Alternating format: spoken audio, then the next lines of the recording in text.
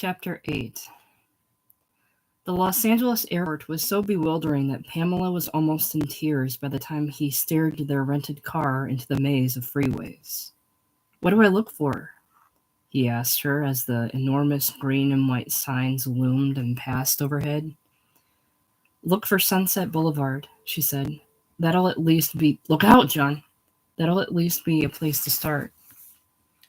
All he knew about this city from two brief business conventions was that it wasn't really a city at all.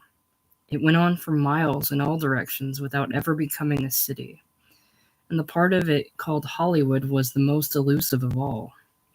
But starting at Sunset Boulevard sounded better than starting at Hollywood and Vine. "Good," she said, when he navigated the exit and they were riding down the pleasant palm-lined avenue.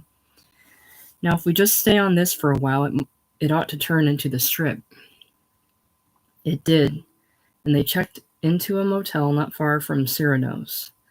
Soon he was pouring whiskey over little motel ice cubes, and she was kicking off her shoes on a king-size double bed.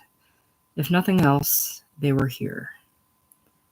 "I guess the first thing we ought to do is find an apartment," she said, "even before we call Edgar Freeman, don't you think?" Edgar Freeman was their only contact, a producer-director at Columbia Pictures whose uncle was an acquaintance of her father's. He had answered her letter with a cheerful note saying he'd be happy to see them for lunch at the studio. "Right," he said. "And listen, let's allow 2 days for finding an apartment, 3 days tops."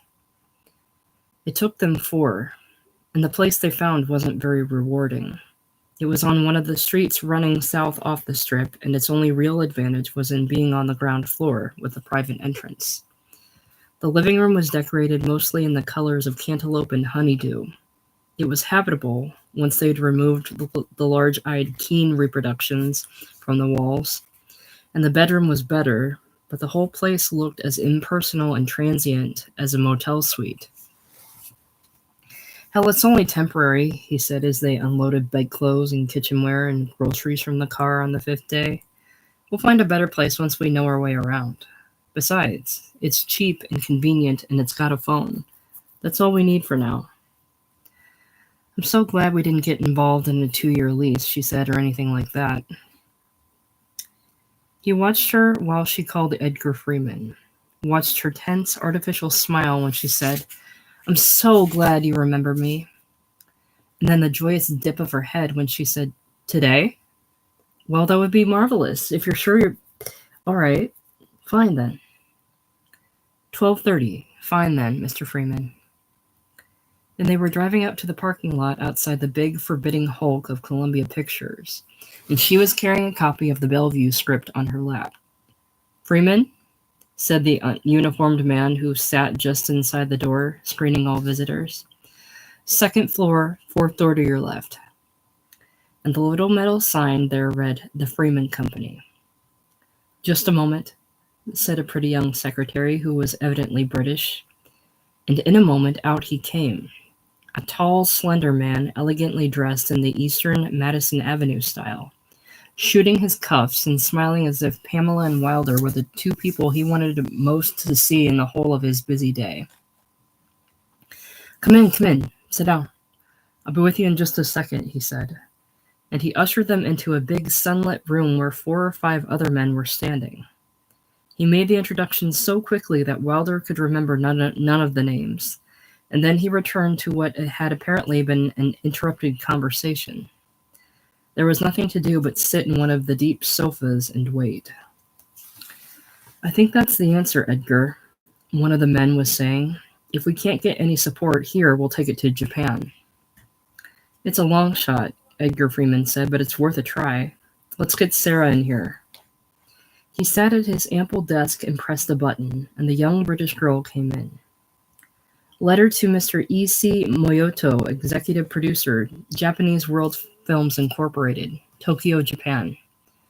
Dear Mr. Moyoto, remembering our pleasant conversation at the International Conference of Filmmakers last June, I hope you will be interested in the attached screenplay Okinawa, and will agree with me that it's a splendid property for joint Japanese-American production. Paragraph. Beautiful, one of the men said. As you will see, the screenplay is based on extensive research into all aspects of the historic battle, from both sides, and some of its most moving and memorable moments are those depicting the heroism and sacrifice. No, scratch that, Sarah. Depicting the humanity, heroism, and sacrifice of the Japanese armed forces. I look forward to hearing from you soon. Sincerely yours, etc. Beautiful, the man said again. That's a great letter, Edgar. There was some other talk that Wilder couldn't follow. Then the cluster of men left the office and Freeman stood up. Sorry to keep you people waiting, he said. Some mornings are like that. Ready for lunch?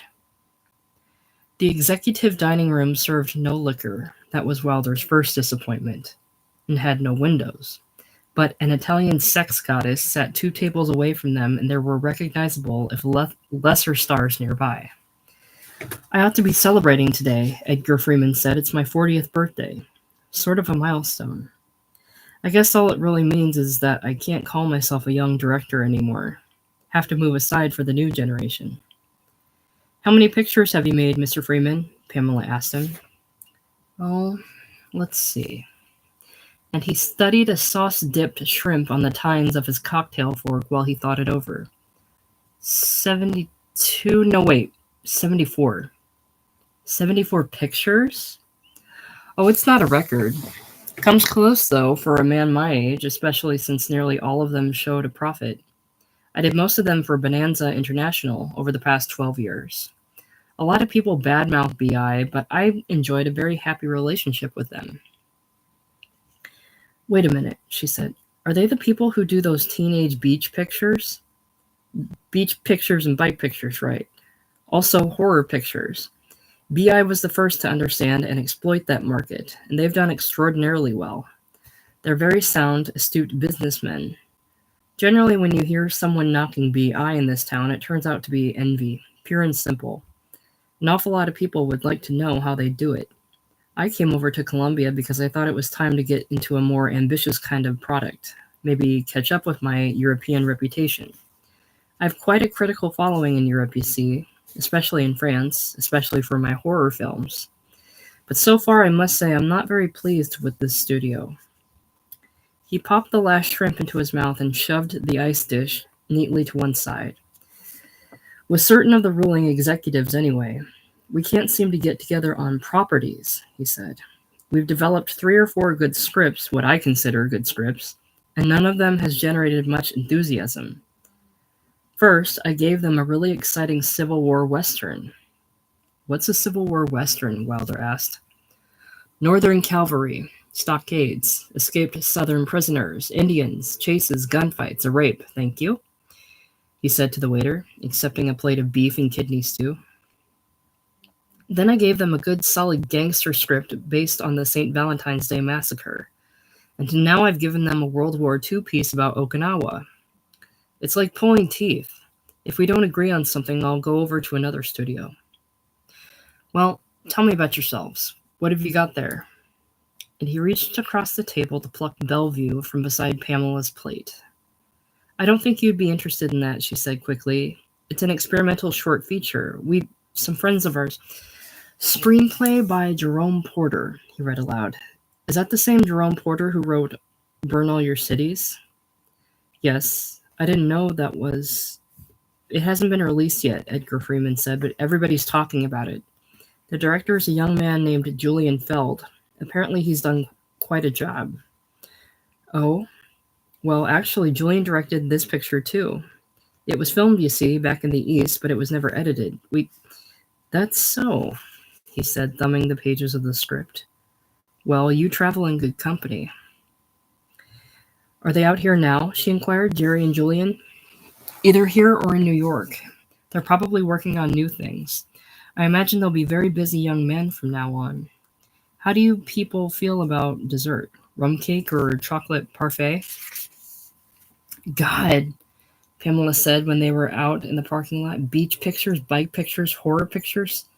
So much for Edgar Freeman, Mr. Edgar Freeman. Never mind, he's not the only man in Hollywood. But he was the only one they knew, and that knowledge made their ride home a cheerless one. This was an appropriately desolate part of town.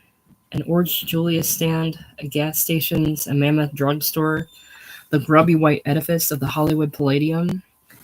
And Wilder drove with great care because he wanted to get home safely as soon as possible and have a drink.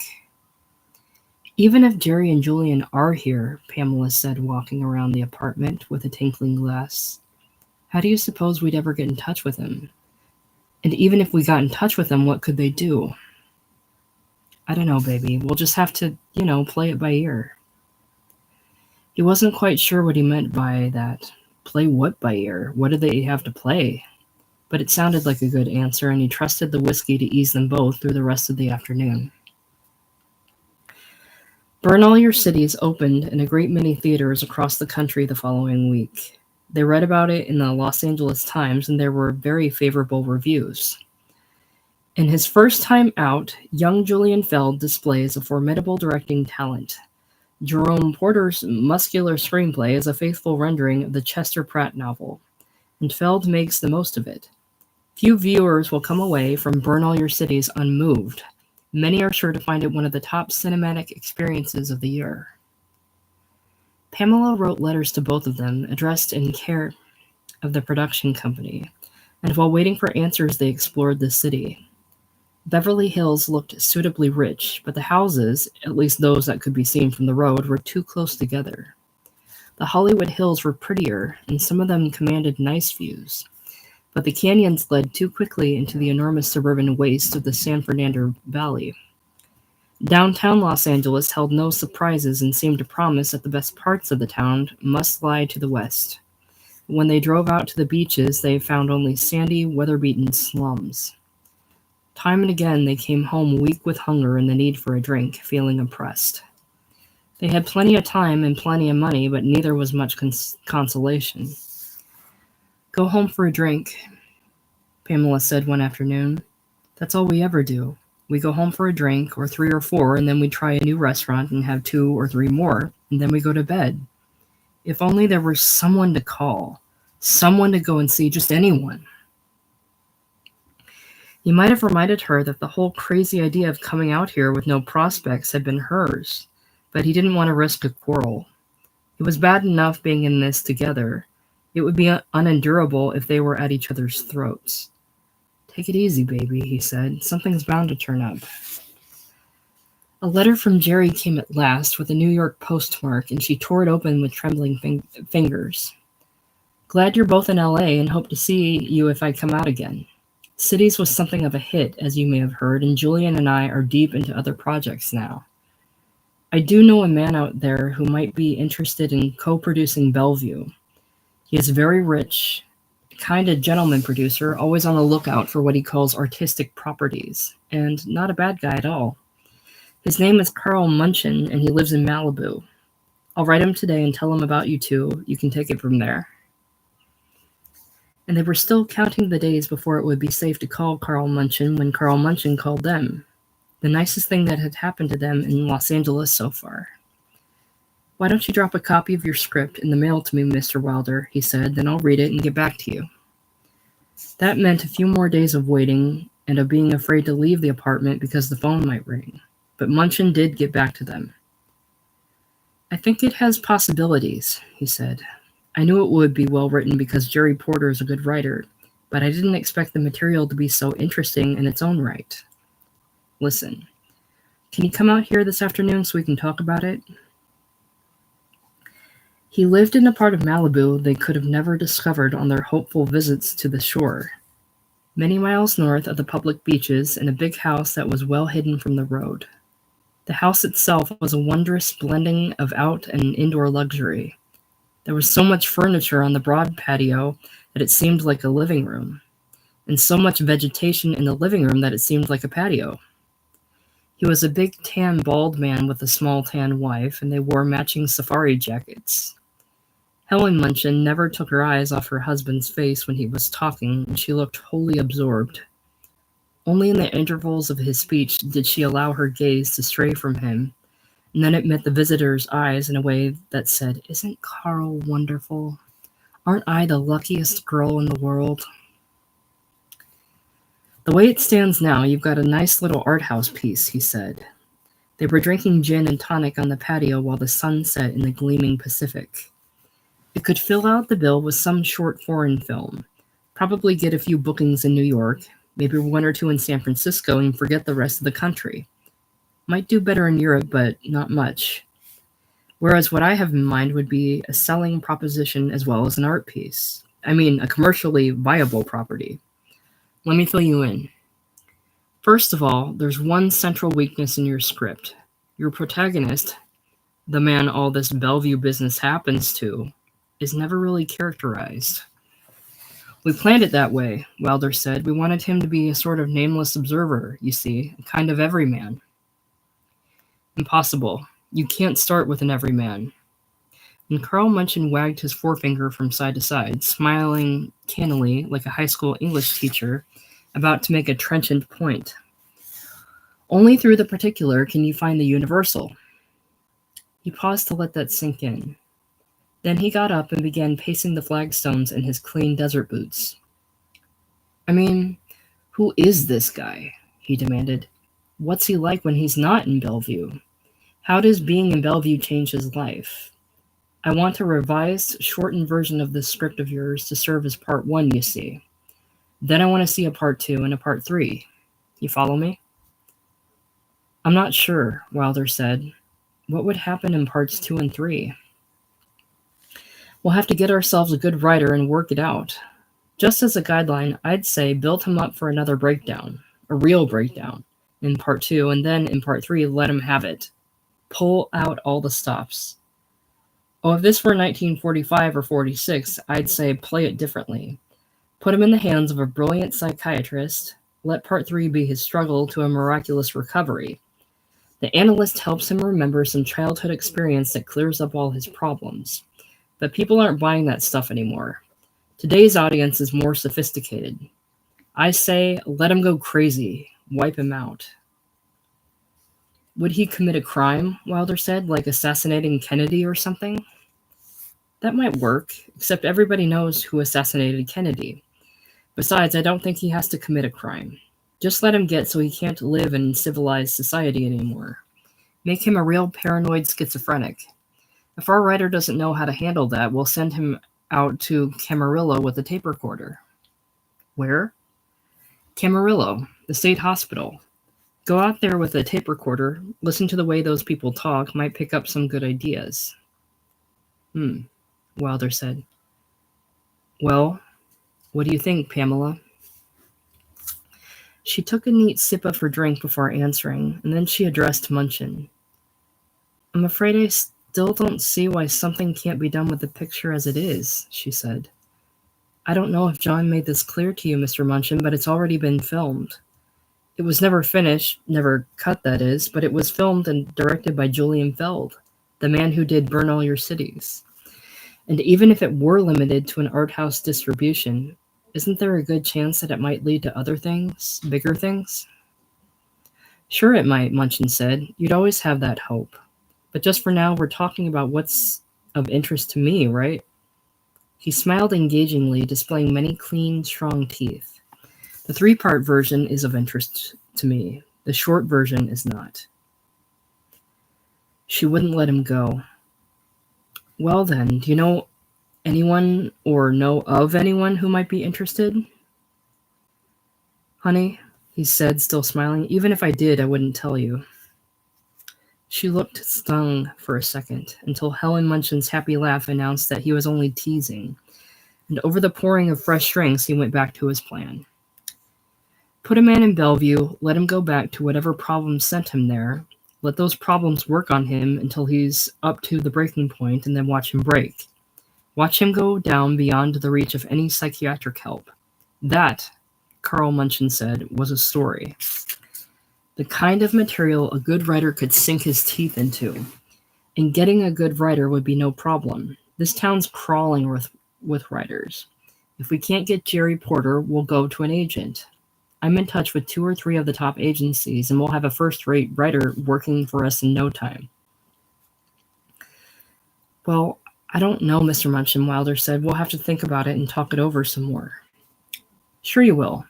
You may not see the possibilities right away because you're married to this short version, this Bellevue section, but keep an open mind. I think we have the makings of a very distinguished motion picture here."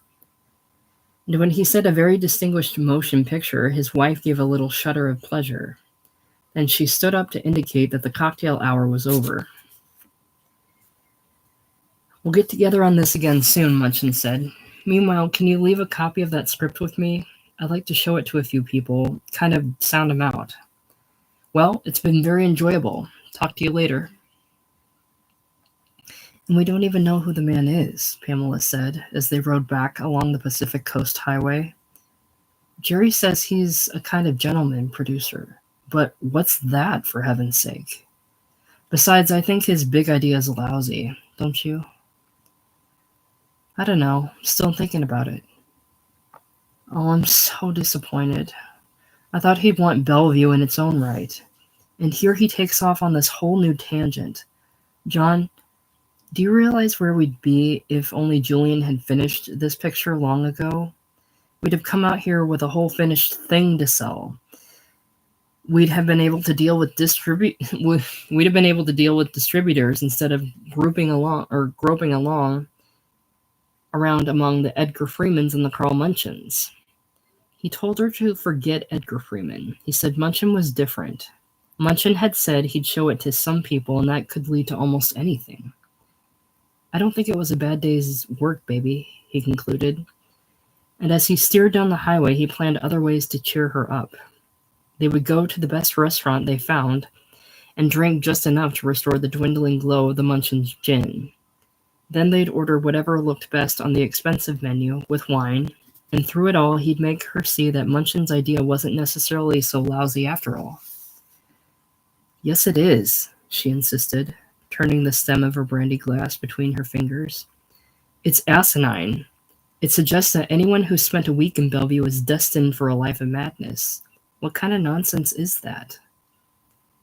He felt as if he were trying to convince her once again that Gunga Din was the best boys movie ever made. "I don't think it suggests that," he said, "or at least it wouldn't have to, if we got a good writer. Oh, I'll agree Munchin was pretty silly today, but he was talking off the top of his head. A good writer could particularize the man, make him a flesh-and-blood character with problems uniquely his own. Then the story of his downfall would follow its own logic, don't you see?" "No. You're just in the wrong mood. Look, I thought Munchin was kind of a horse's ass too, but he could be valuable to us all the same. Let's, keep an open mind." "Okay," she said. "I guess there's not much else we can do." Within 2 weeks, they were back on Carl Munchin's patio, and this time 4 other men were there. One was a lawyer Pamela's father had recommended. One was Munchin's lawyer, and the other 2, both short, dark men who seemed to look exactly alike, were introduced as Munchin's business associates. And by the end of that afternoon, after the flourishing of several dense documents and the scribbling of several signatures, they had incorporated and formed a production company. "Is that really how things are done?" Pamela said. It all seemed so easy." "It seemed easy because we have good lawyers," Munchin said, tilting a martini pitcher toward her glass. Now all we have to do is find the backing and make the picture." "So we're in business," Wilder said as they drove home that night. "We're producers." "I know. I suppose we ought to celebrate or something, but I still don't feel right about it. I still don't trust Munchin's idea." Soon, almost too soon it seemed, there was a conference with the writer Munchin had secured from one of the 2 or 3 top agencies, a tall, fat, nervous man named Jack Haynes. "I see him as a married man," he said, soundlessly treading the Munchin's patio in a pair of desert boots that must have looked just like Munchin's when they were new. "He's unhappily married and he's got kids he can't relate to, and he feels trapped. He's solidly middle class. I don't know what he does for a living, but let's say it's something well-paid and essentially meaningless, like advertising. When he gets out of Bellevue, he's scared and lost, but he doesn't know where to turn. Maybe he gets involved with a quack psychoanalyst. That'd give us an opportunity for some humor, black humor. And then he meets a girl. The girl—" "Hold it right there, Jack," Carl Munchin said. I can see you've given this a lot of thought, but I can't help feeling there's a quality of cliche about everything you've said so far. Unhappy advertising man, gray flannel suit and all that. We can't have a character who meets his downfall out of some cockamamie 2 for a nickel Welshmerts. This is a dark story. We need a man who's doomed. And Helen Munchin said, oh yes. Jack Haynes blinked and looked wounded, but not for long. Carl, I think the quality you're looking for will be there in the writing. All I'm giving you now is the briefest kind of summary. I don't see how you can make a judgment like that on the basis of... Look, can I go on? Okay. The girl tries to help him. She offers him hope, and for a little while, it's a happy affair. That gives us the upbeat flavor we need for the ending of part 2. Then, zap! In part 3, everything falls to pieces. He can't handle the hope the girl's given him. He's emotionally tied to the past. He is a dark character, as you'll see, and he brings on his own... Does he commit suicide? No. Worse in a way. He systematically destroys everything that's still bright and promising in his life, including the girl's love, and he sinks into a depression so deep as to be irrevocable. He winds up in an asylum that makes Bellevue look like nothing. And I think you'll see, Carl, when the whole thing's on paper, that there's an inevitability to it. The seeds of self-destruction are there in the man from the start. His performance was over, and only his trembling hands, quickly corrected by the lighting of a cigarette, betrayed his anxiety. I don't know, Munchin said. Something's missing. Something's lacking. What do you people think? Wilder had been made so uneasy by the first part of the writer's recital. Who the hell was this Jack Haynes? How did he know so much? That he almost welcomed the chance to reject him. Then they might get another writer with a whole new set of ideas, but he didn't want to say anything precipitate. I see what you mean about cliches, Carl. Still, it's hard to judge something that hasn't been written yet. I think it sounds interesting, Pamela said, and Wilder looked at her in surprise. He'd been sure she would think it sounded terrible. And where's all this going to take place? Munchin inquired. In New York? Mostly. I haven't really worked that out. If you want a change of scene, he could take off somewhere with a girl. Could be anywhere. When Jack Haynes had been cordially dismissed, talk to you later, Jack, Munchin said. He drove away in a dusty white Volkswagen that looked too small to accommodate his legs. What did you really think, Pamela? Wilder said. I told you. I thought it sounded interesting. It's the first time I've really been able to picture Carl's idea for a 3-part story. Well, all right, Munchin said, but remember, Haynes is expendable. All I know about Haynes is that he published 2 obscure novels some years ago, and he's got a list of television credits as long as your arm. We can do better. I saw in the trades this morning that Chester Pratt's in town. He may be tied up with other things, but I intend to find out. Get a writer of that caliber, you might really see some imaginative work. No, that's out, Carl, Wilder said, afraid the rush of heat in his face might be visible to them all. We don't want Chester Pratt. Why not, for God's sake? I met him once. I've heard he's not reliable. He's a drunk. Pamela was inspecting her fingernails. He stayed sober long enough to write a pretty terrific book, Munchin said. Oh, I don't know, Wilder said. I thought it was a little overwrought. Have you read it? Pamela inquired. I didn't know you'd read it. When they were driving home, she said, Why were you so funny about Pratt? It would be a break if Munchin could get him. I don't want him around, that's all. I must say I'm surprised you want him around. John, he wouldn't be around. He'd be holed up writing the script, and once it got into production, we'd probably never see him again. Besides, whatever we think of the man personally, he happens to be an excellent... Okay, he said, gripping the wheel very tight in both hands to prove he wasn't angry. Okay. And in any case, it's silly even to think about it. I don't think Munchin will ever get him. Later that night, walking home from dinner, she stopped and bought copies of the 2 trade papers. What's all this? He said. I just want to check that item about Pratt. I want to see what they say about him. No, you don't. He stopped on the sidewalk. You're not bringing those fucking papers into the house. Are you out of your mind? It wasn't their first quarrel in Hollywood, but it was the most abrupt, and it was the first to happen on the street. All right, read 'em, he shouted. Read 'em. They won't have what you're looking for. They won't print his phone number. John, this is the most utterly pointless, ridiculous. If you don't stop this, I swear You'll what? Take your daddy's money and move out? Fine. Go shack up with Chester Pratt again. Get him together with Munchin, and the three of you can make a movie about me. Oh, I'm a dark character, all right, baby. I'm doomed. I've got the fucking seeds of self-destruction coming out of my ears. She was walking quickly away from him, and several gaping adolescents in bright-colored t-shirts, two boys and a girl, had stopped to watch. There was nothing to do but turn and walk in the opposite direction, fast, in search of a bar to hide in. He found a cheap, loud, crowded place that was evidently a hangout for young actors. It had a much-used callboard instead of a mirror behind the ranked bottles. And after fighting his way to the bar for 2 shots and a beer, he left quickly. The second place was better, and the third was the best. So agreeably dark and somber that he felt he could stay here forever, signaling the courteous waiter for refills and hearing of how Tony Bennett had left his heart in San Francisco. Soon he would go home and apologize. He would wake her up if necessary to do so, but not right away. It was very important to think things out. Sir? Yes, please, another double.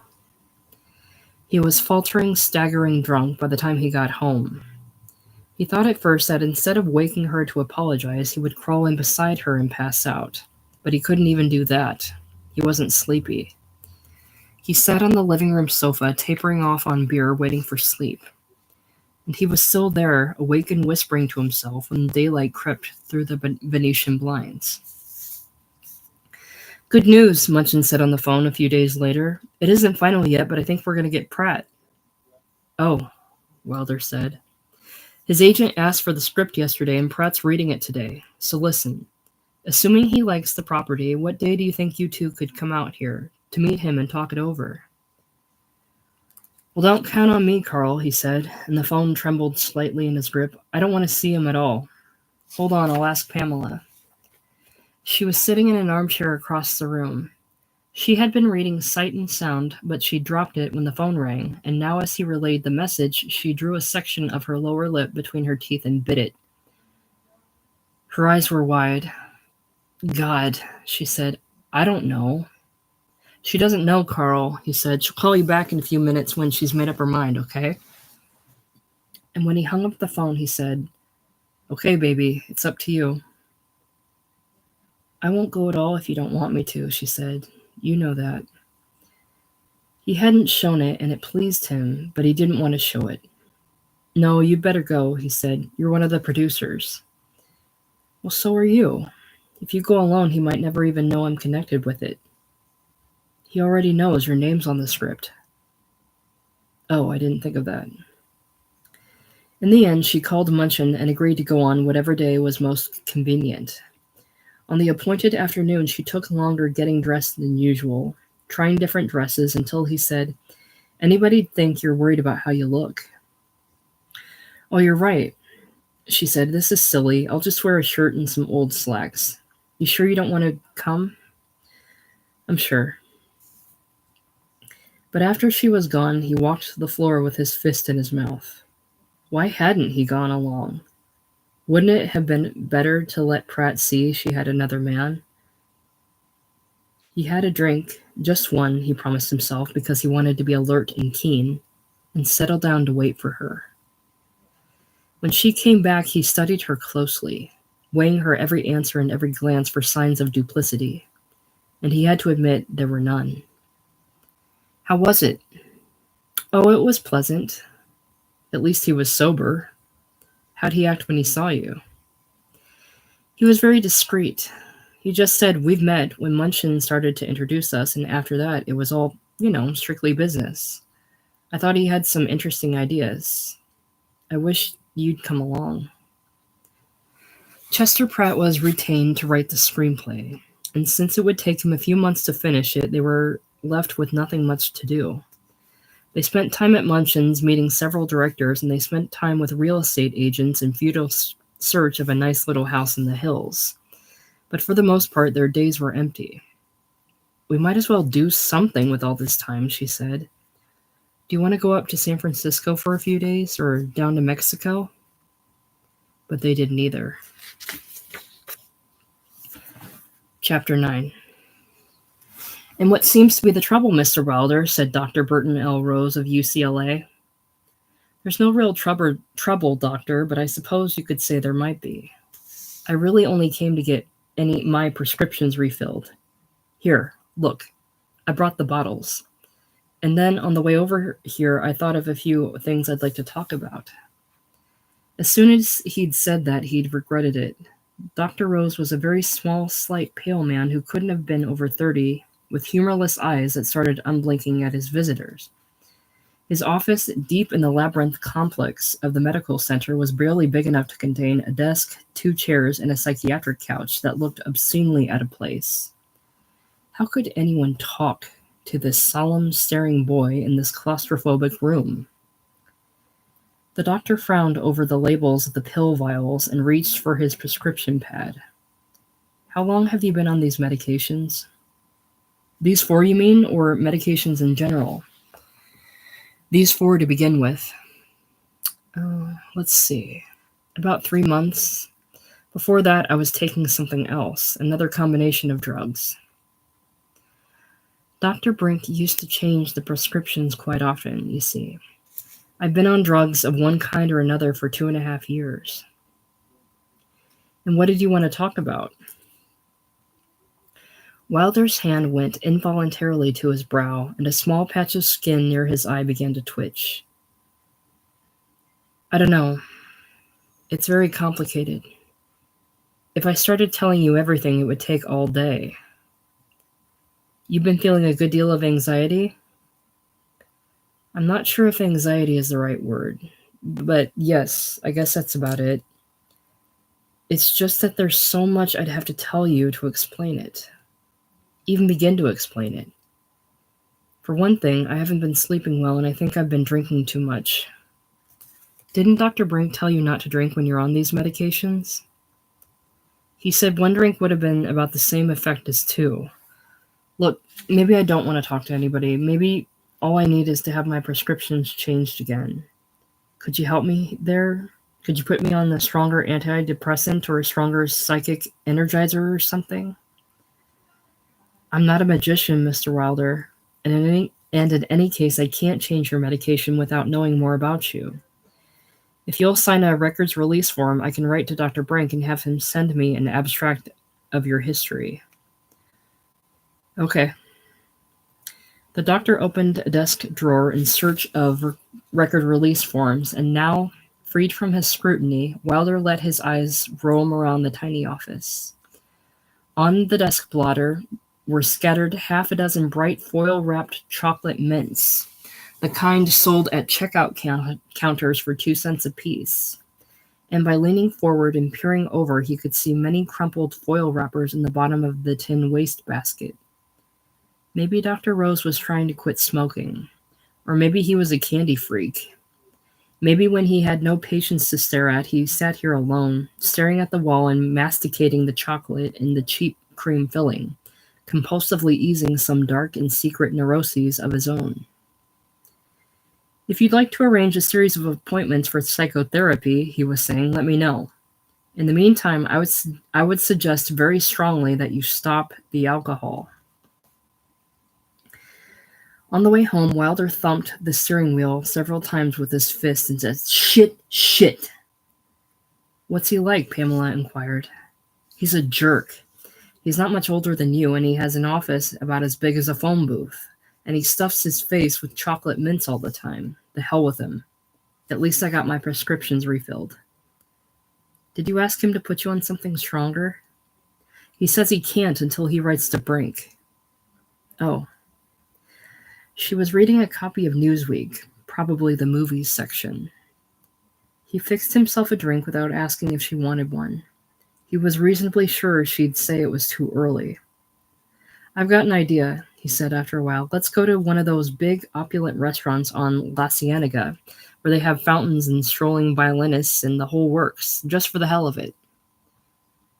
"No," she said. "We've been eating out too much. I'm going to fix dinner here tonight. Do you want to come along to the market with me and help?" He had always hated supermarkets, and the one she took him to was a giant. More aisles and more checkout stations than he could count, with acres of brilliant overhead lights trained on the eggs and carrots and toilet paper. She wheeled her double-decked shopping cart briskly down one aisle in search of meat, and he followed her, staring at the passing merchandise and into the petulant, bewildered faces of other shoppers. He guessed he ought to push the cart for her. Was that what she'd meant by helping? But when he offered to take it, she said, "No, it's easier this way. I know just where I'm going and where I'm going to shop." But she hadn't allowed for all the stops she would have to make for traffic jams, where the carts and the people blocked the aisle. "Excuse me," she said helplessly. "Excuse me." "Jesus," he said, "at this rate we'll never get out of here. I only have a few things to get. Just be patient." He wanted a drink, and chain-smoking cigarettes didn't appease his thirst as he followed her through the enormous store. The Muzak system was playing "I'll Never Smile Again," and when that was over it played "All the Things You Are." "Aren't you finished?" he said. "No, I need bread and paper napkins and something to make a salad with.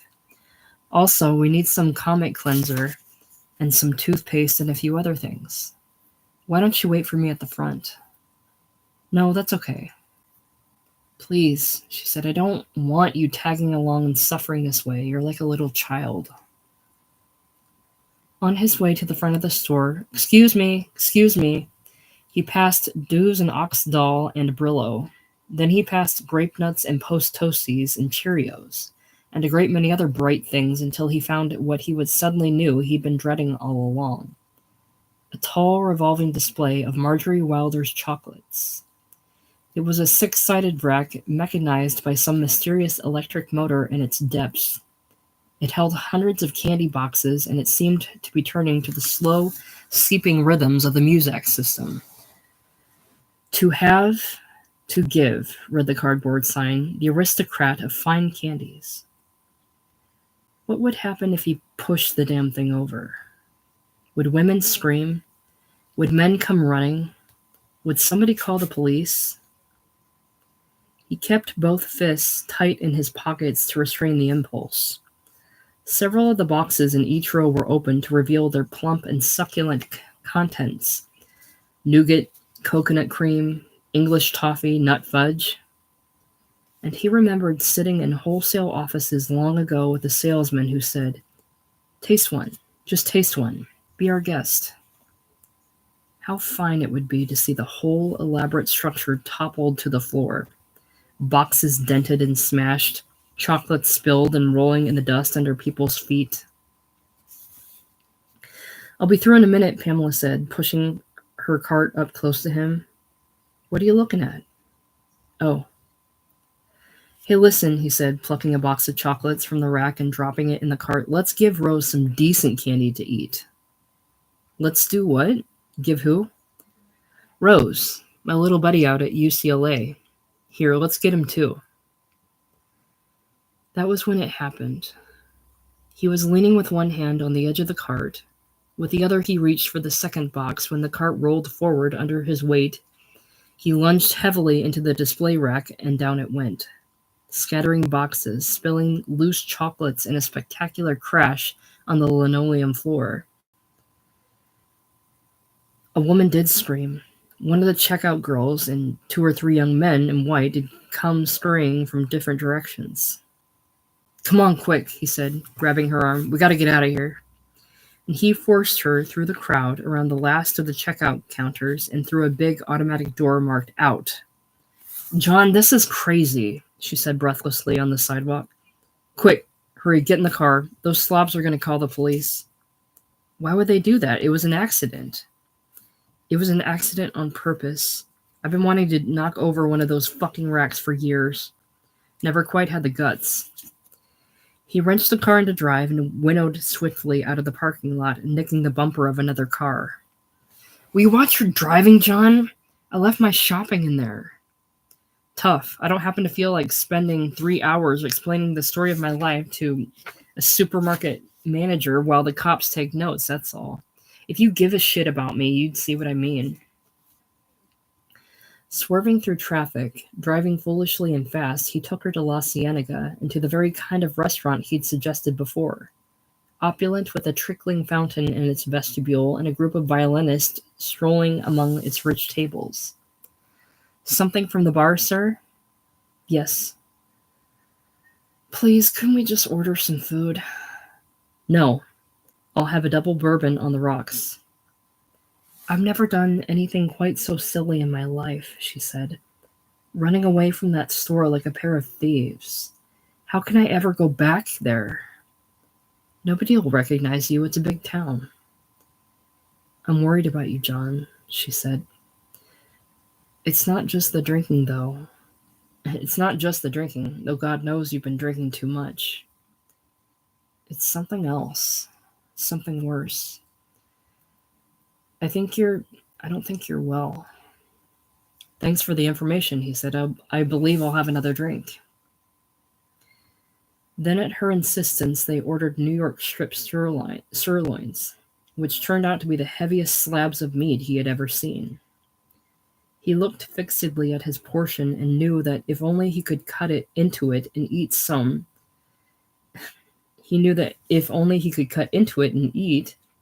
some balance might be restored to the evening. Some act of self-rescue might be performed. But the sight of it was nauseating. So was the sight of his huge baked potato, its own bulk overwhelmed by a gout of sour cream and chives. And so was the glistening amplitude of his salad. Close beside him, Pamela was tucking into her food with apparent relish, and he didn't want to watch her.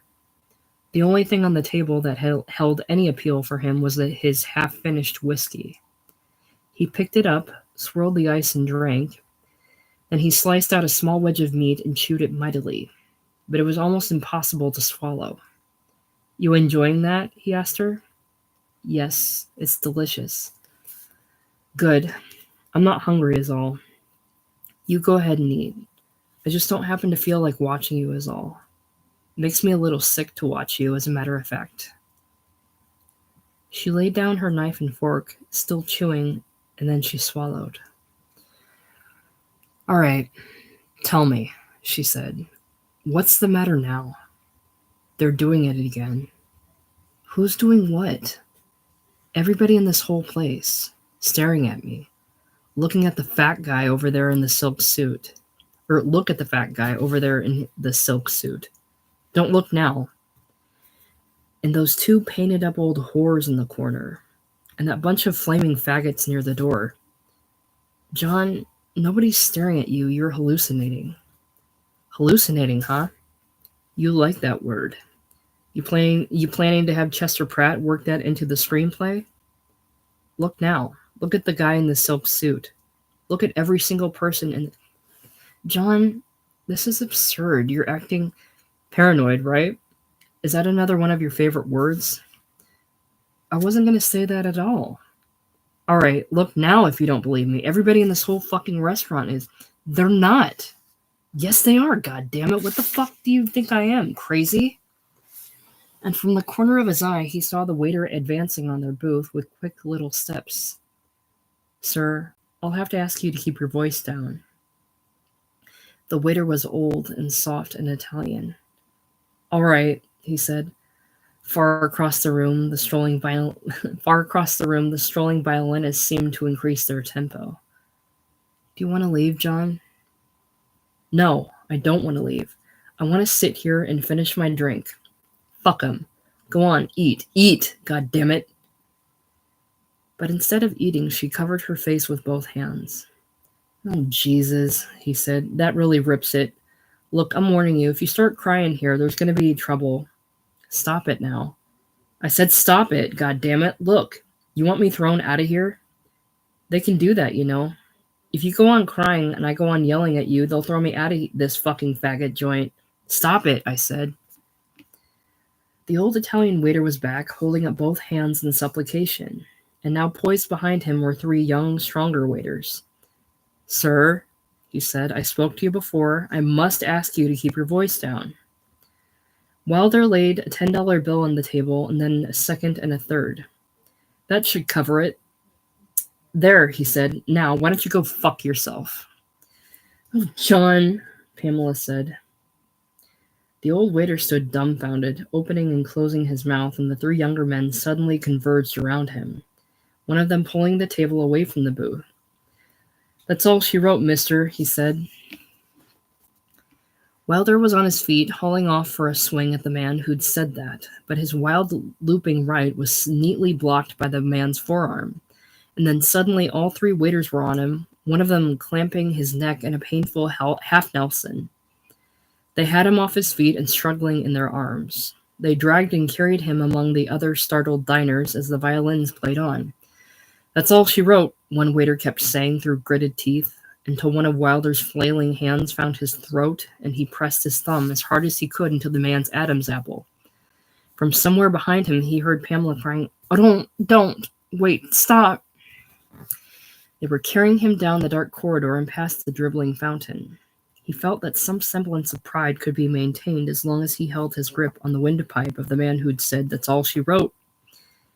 Then the heavy front door opened and they threw him sprawling onto the sidewalk. He rose and stumbled and fell again before he righted himself. When Pamela came out, he said, "The car, where the hell's the car?" "The attendant took it," she said. "Wait, I'll..."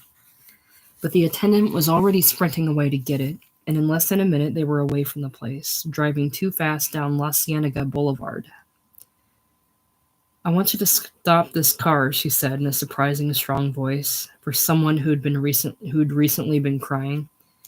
"And let me drive before you kill us both."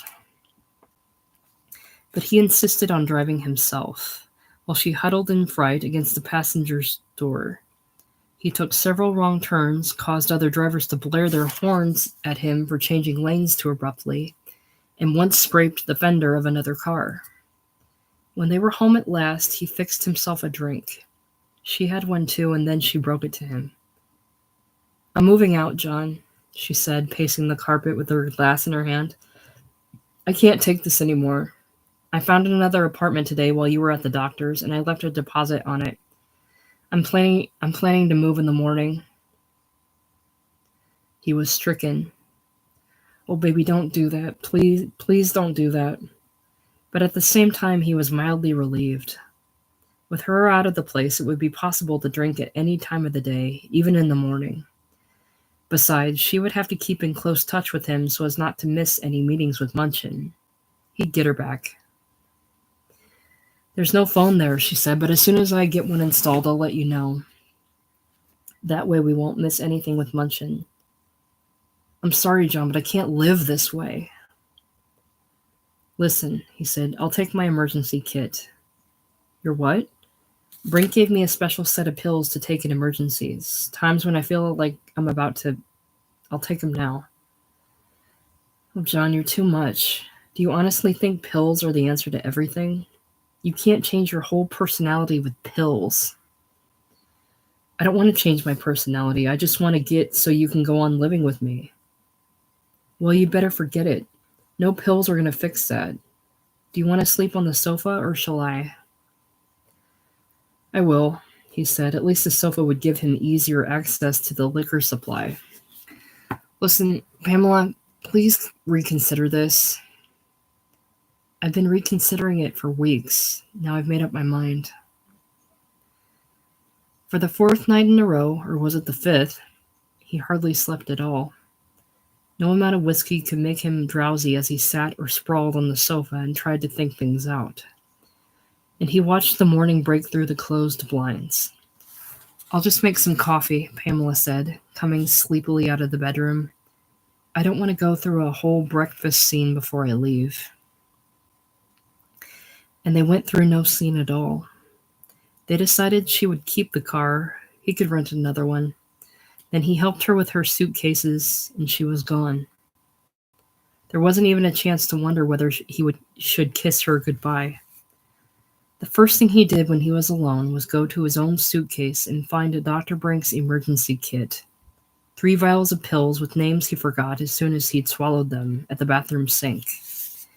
Then he found a hard-boiled egg in the refrigerator and wolfed it down.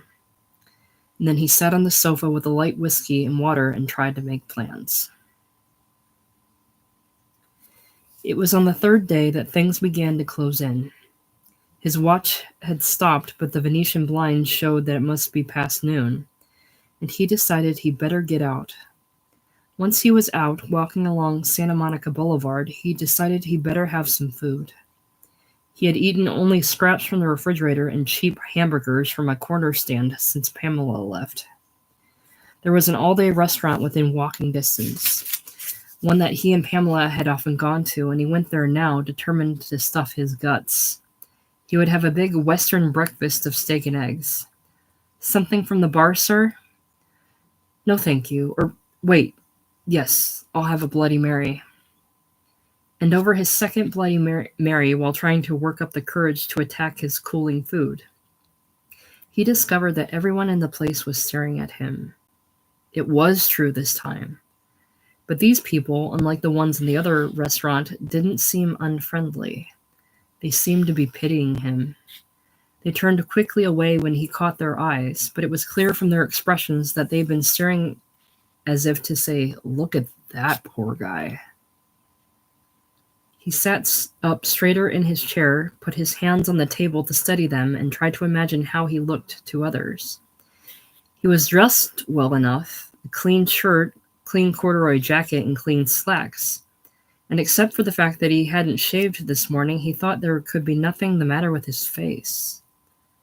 But there it was. Every time he glanced up to test it, somebody looking away with a barely perceptible shake of the head or a little exhalation of breath. That poor bastard's really suffering. One man especially, plump and bald, sitting alone, pretending to read a trembling newspaper, had him under constant sympathetic surveillance. And there were others. 2 long-haired youths in t-shirts and jeans seemed to be discussing him in whispers, as if debating whether to come over to the table and speak to him. And a motherly woman with blue hair and a pink pantsuit seemed ready to cry for his sake. When the waitress brought his check, she seemed reluctant to approach him, and her heavily made-up eyes said, "Are you all right, sir?" He wanted to assure her that he was, or at least that he would be if everybody quit looking at him, but instead he kept his gaze fixed on his plate. "Something the matter, sir?" No, I'm fine. Just not very hungry is all." When she was gone, he laid a big crumpled paper napkin on the plate to conceal how little he had eaten, left too much silver on the table for a tip, and glanced up again. There they were, all the quickly averted faces. He got up and made his escape, feeling many eyes on his back. Outside, the afternoon sun was blinding. He moved through it as slowly as if it were a sandstorm, shielding his squinted eyes with one hand. A gray, curly-haired man was waiting on his doorstep, and after blinking several times, he recognized him as the man from whom he'd rented the apartment, the building manager. "Are you all right, Mr. Wilder?" he asked. "How do you mean?" The building manager looked embarrassed. "I just mean, are you feeling well? The ladies next door thought you might not be feeling well." "Why'd they think that?" "They said you were groaning and whatnot last night, and it sounded like you were in bad pain." "In bad pain." "Oh. And I mean, I know you're new here in town. We have this doctor who looks after the tenants in all the apartments, Dr. Chadwick. I could call him for you if you'd..." "No, that's okay. I'm fine. Thanks anyway." And at last he was alone, safe in his own place with the door locked. A phone call had to be made, and after he'd fixed a drink to steady his hands, he sat at the telephone table and dialed. "Neuropsychiatric? Dr. Rose, please. Is this Mr. Wilder? How'd you guess? Just a moment, please. Dr. Rose speaking. Doctor, this is John Wilder. Listen, I think you better help me if you can. The point is, I just went out to eat and everybody was giving me these very funny looks. And then when I got back, the building manager said, "Look, could you come over here and give me a shot or something?" Mr. Wilder, these phone calls are becoming a little bizarre. What do you mean? This is the first time you called me 4 times yesterday. 3 times at the office and once at home, and you called twice the day before. I've heard a great deal about emergency kits and shots and all sorts of disconnected talk, and I've given you the same advice each time. Stop the alcohol. If you want to come and sign into the unit for a few days, that's something we can discuss during your appointment tomorrow. The unit? What the hell's the unit? The ward. I can arrange to have a bed for you if that's what you... Oh, Jesus. No, that's not what I want. Well, stop the alcohol, Mr. Wilder. I'll see you tomorrow. He sat breathing hard into the phone for a few seconds. Then he said, "All right, Rose. Thanks for nothing," and slammed the receiver into its cradle.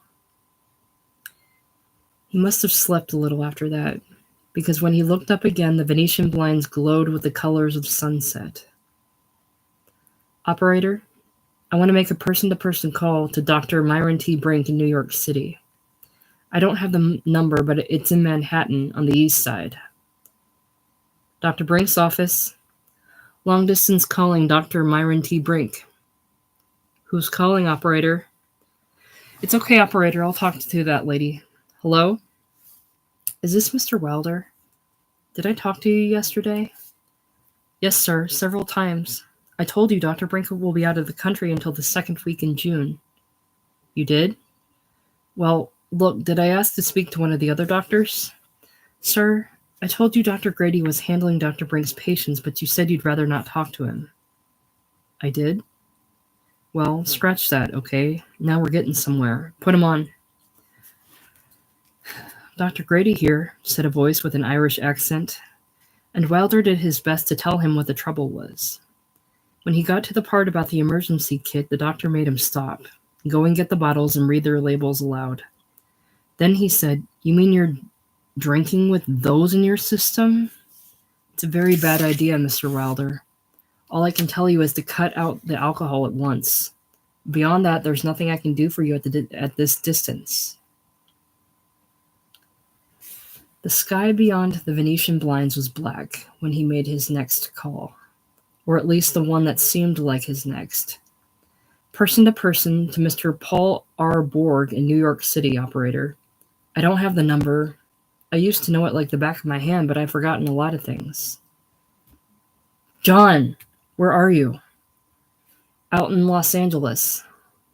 Listen, things aren't so good out here, Paul. Not so good at all. You're finding it hard to crack the movie business? I'm finding it all too easy. Trouble is, the movie business is about to crack me. I'm a co-producer of a movie that's going to crack me wide open. I don't follow you, John. You don't?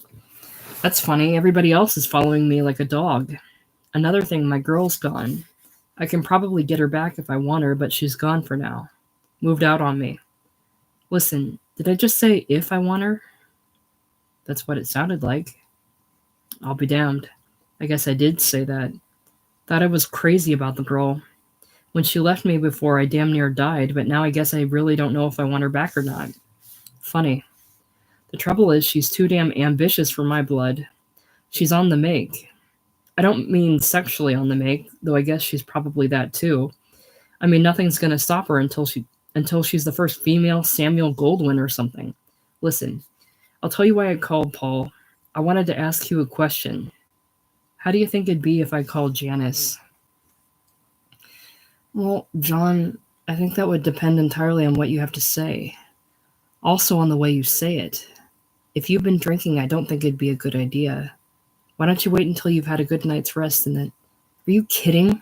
Who the hell can rest when their nerves are screaming? Listen, remember the time you took me to Bellevue? Do I sound like that now? You sound very agitated, John, and very, well, disturbed. Are you in touch with the doctor out there?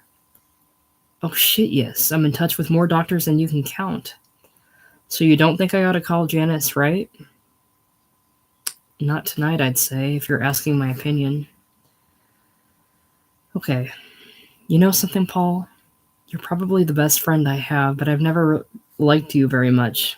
Say hello to Natalie. And he hung up. There would be no more phone calls. Pamela, he said to his glass of whiskey, I don't like you very much either. He got to his feet and threw the glass high against the far wall of the apartment with all his strength. There was a satisfying crash, and the whiskey slid down the wall in a long, wet stain. Sorry, baby, he said, picking up his last bottle of bourbon, which was nearly 2/3 full. Sorry, baby, but it's time. Down the drain. Slowly at first, and then more quickly, he emptied the bottle into the bathroom sink. Down the drain, he said, as the last of it gurgled away. It's all down the drain, Pamela, sweetheart. I may have loved the hell out of you, but I've never really liked you very much. There was nothing to do with the empty bottle but break it, which made another fine crash. Then he started back toward the telephone table, and the living room floor hit him in the face. The crystal of his wristwatch was shattered. That was the last thing he saw. When his eyes came open, everything was white and green. He was naked and struggling in a hospital bed with 3 or 4 white-clad people bending over him, holding him down, trying to stick something into his arm. One of them was a young nurse whose left breast hovered close to his mouth. He bit it, and she said, "Ow!" in a restrained way, as though her nurse's training came before everything. That struck him as so funny that he was still laughing when he passed out again. Then all the struggling was over, and he was alone except for an orderly who was adjusting the intravenous bottle over his head. "Excuse me," Mr. Wilder said. "Can you tell me where I am?" "You're in Hollywood Presbyterian, sir. And this is a psychiatric ward or a medical ward?" "Oh, it's a medical ward, sir." "Good, thank you." A medical ward. Maybe he had injured himself in the fall that broke his watch. Or maybe he was being treated for simple exhaustion with no need for psychiatric care. In any case, it was a medical ward. Nobody was fooling with his brains here, and there was no lock on the door. "Mr. Wilder?" The orderly was gone, and Dr. Burton L. Rose was standing beside the bed, looking very small.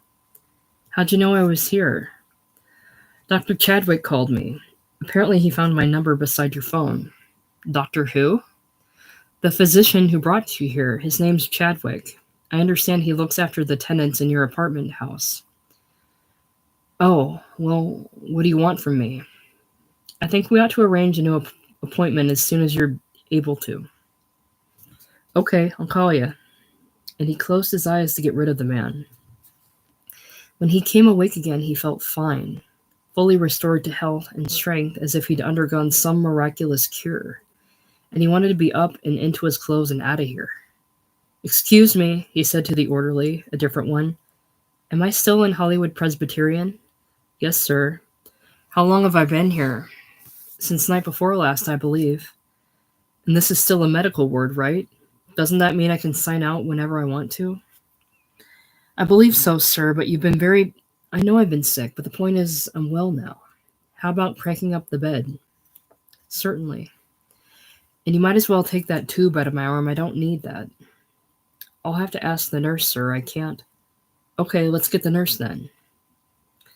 Soon he was fully dressed and downstairs at the cashier's office writing out a check, coming out of Hollywood Presbyterian as easily as if it were a hotel. "Where can I get a cab?" "We'll call one for you, sir." "Thanks." And in the taxicab, he felt as if he owned Los Angeles. He felt as if he owned the world. For some reason, he had a lot of money in his wallet, well over $200, and he felt like spending some. "Stop at a florist," he told the driver, "any florist." He bought an expensive bouquet of mixed spring flowers, and on second thought, he bought 2.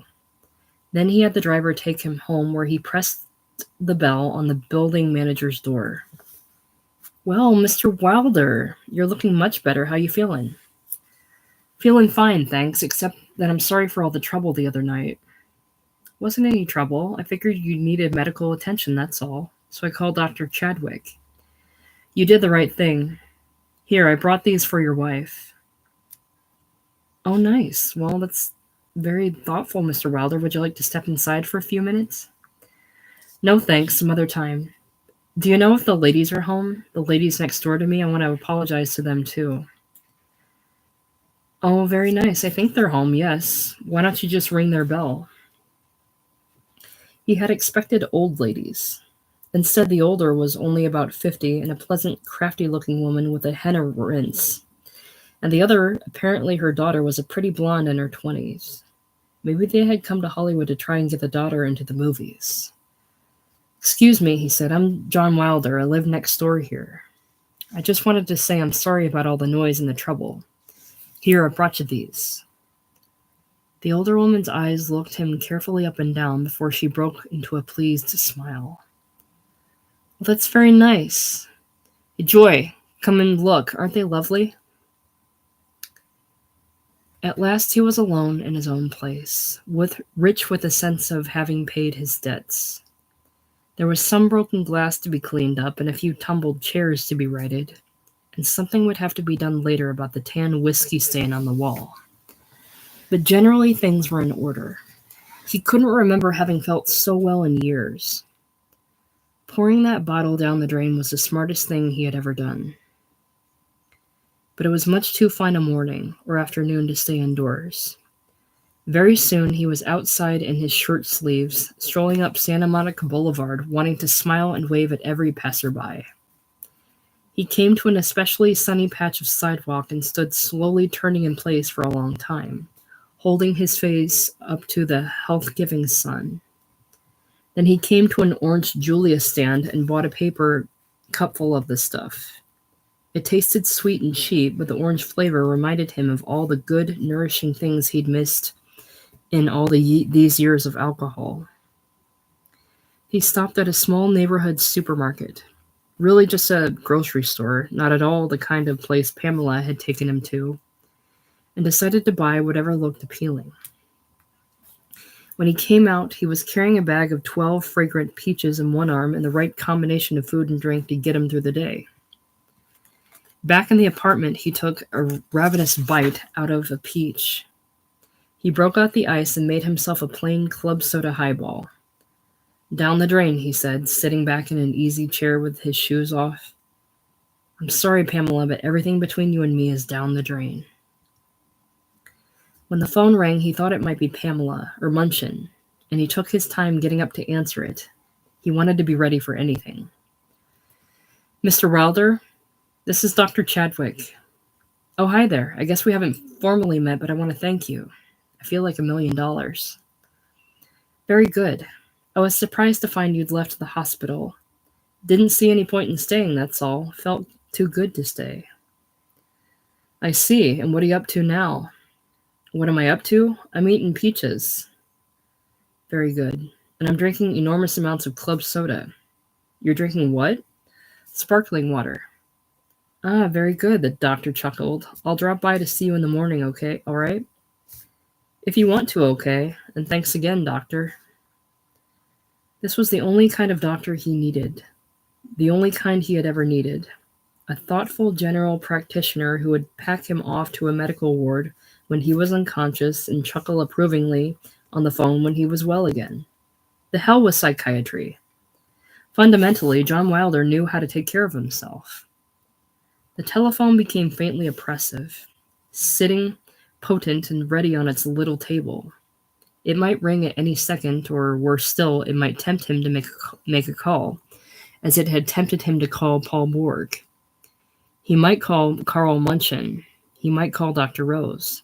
And unless he was very careful, he might call Janice and Tommy. When evening came, he found he was tired but not sleepy, and the fine glow of his well-being had begun to fade. The only way he could sleep was to have a drink. Just one or two, taken as medication. So he walked down to the liquor store and bought a fifth. Hey, you forgot your change, a voice called after him from the cash register. Hey, mister, your change. But John Wilder couldn't be bothered with trivialities. He had important things on his mind. He had to figure out not only how to extricate himself from Munchin's and Pamela's movie, but how to prevent the movie from being made. And beyond that, there were graver matters, issues that hadn't yet defined themselves, that would have to be dealt with in the morning. He took off all his clothes and brought the whiskey bottle to the bedside. Then after a while, he got in between the sheets and lay like a corpse until sleep overcame him. It seemed only a few minutes later that he woke with a sense that the world was coming apart. Things couldn't wait until morning. He leaped from his bed before he quite knew what it was he had to do. Then, when the knowledge was clear, he found there wasn't time to get dressed. Still naked, he ran to the kitchen and got a carving knife. Then he ran to the telephone and cut the wire. He was just in time. If he'd hesitated a heartbeat longer, the phone would have rung, and a voice sounding like Mr. Epstein's at Marlowe would have told him he was the new Messiah.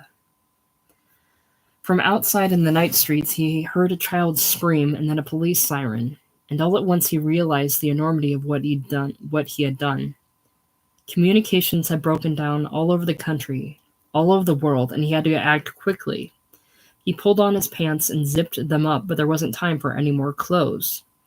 He was out in the dead, deserted street and running barefoot for Santa Monica Boulevard, hearing nothing but the wind in his ears and his own gasping breath.